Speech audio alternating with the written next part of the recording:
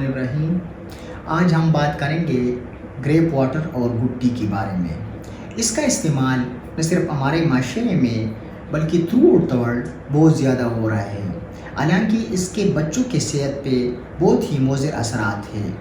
तो आज हम बात करेंगे कि ये ड्रग्स या ई फार्मूले थ्रू आउट द किस तरह इतने मशहूर हो गए और इसकी आगाज़ कहाँ से हुई।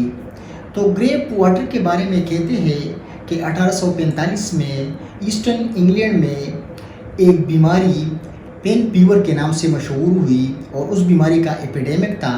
तो उस वक्त के जो फिजिशियन थे उसने एक फार्मूला ईजाद किया जिसमें अल्कोहल, सौंफ का तेल और दूसरे इंग्रेडिएंट्स डाले, जिसकी वजह से इस बीमारी का खात्मा हुआ।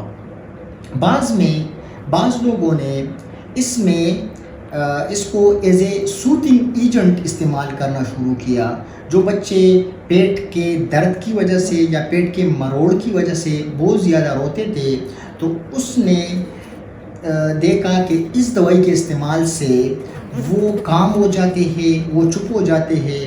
तो उस वक्त एक मशहूर कंपनी ने इस ड्रग की मार्केटिंग इस तरह की और डॉक्टरों से परचेज करवाया कि इसमें एंटीकोलिक प्रॉपर्टीज़ भी हैं, हालांकि इस तरह नहीं था। इसके साथ साथ इस दवाई में सोडा बाइकार्ब का इस्तेमाल भी होता है। सोडा बाइकार्ब जो बेसिकली एक अल्कली है और जिसका आंतों के नाजुक लेयर पे बहुत ही इरिटेटिव इफ़ेक्ट है। उसकी वजह से भूख भी ख़त्म हो जाती है बच्चों में और बच्चों को दस्त की बीमारी भी हो सकती है। इसके साथ साथ इसमें शुगर का इस्तेमाल भी है, चूँकि जो बच्चे ब्रेस्ट फीड पे या मदर मिल्क पे होते हैं उसमें फिजिशियन रिकमेंड नहीं करते कि उसको एक्स्ट्रा शुगर दिया जाए। तो अगर ऐसे बच्चे ग्रेप वाटर में शुगर की ज़्यादा मकदार लेंगे तो उसकी वजह से उसकी भूख भी कम हो जाती है और साथ साथ उसके दांत भी ख़राब हो सकते हैं। तो ग्रेप वाटर में जो इंग्रेडिएंट है सारों के बच्चों के सेहत पे बहुत ही मुज़िर असरात है। इसके अलावा एक और प्रोडक्ट गुट्टी के नाम से मशहूर है। गुट्टी में कुछ हर्बल प्रोडक्ट्स का इस्तेमाल भी है। इसके साथ साथ इसमें बाज़ कंपनियां स्टेरॉइड्स भी यूज़ करते हैं, जिसकी वजह से बच्चों की स्किन के नीचे के लेयर में चर्बी या पेट ज़्यादा हो जाती है। बज़ाहिर तो बच्चा मोटा नज़र आता है, बज़ाहिर तो वो चबी सा नज़र आता है, लेकिन उसके बोन्स कमज़ोर होते हैं, उसकी अड़ियाँ ब्रिटल्स होती है और वो ईज़िली ब्रेकेबल होती है।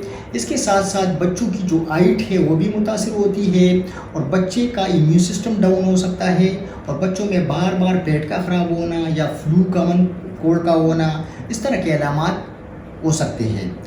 तो गुट्टी और ग्रेप वाटर जो कि बहुत ज़्यादा परचेज़ हो रहे हैं, तो इसके इस्तेमाल से परहेज़ करना चाहिए और इसका बेदरेग बच्चों में इस्तेमाल नुकसानदेह है।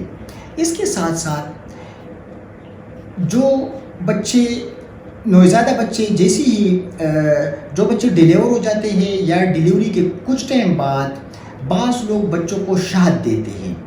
तो शहद या हनी, इसके बारे में कहते हैं कि इससे इन्फेंट बोटलिज्म हो सकता है। क्लोस्ट्रीडियम बोटलिज्म के स्पोर्स जो कि शहद या मिट्टी में पाए जाते हैं, हालांकि ये एक रियल बीमारी है। तो अगर बच्चे को ऐसा शहद दिया गया जिसमें ये स्पोर्स हो तो उसके सारे मसल्स, उसके सारे उज़लात सिकुड़ जाते हैं, उसकी सांस की नाली निडाल पड़ जाती है और उससे उसकी मौत भी हो सकती है। तो शहद की वजह से बच्चों में इन्फेंट बोटलिज्म हो सकता है।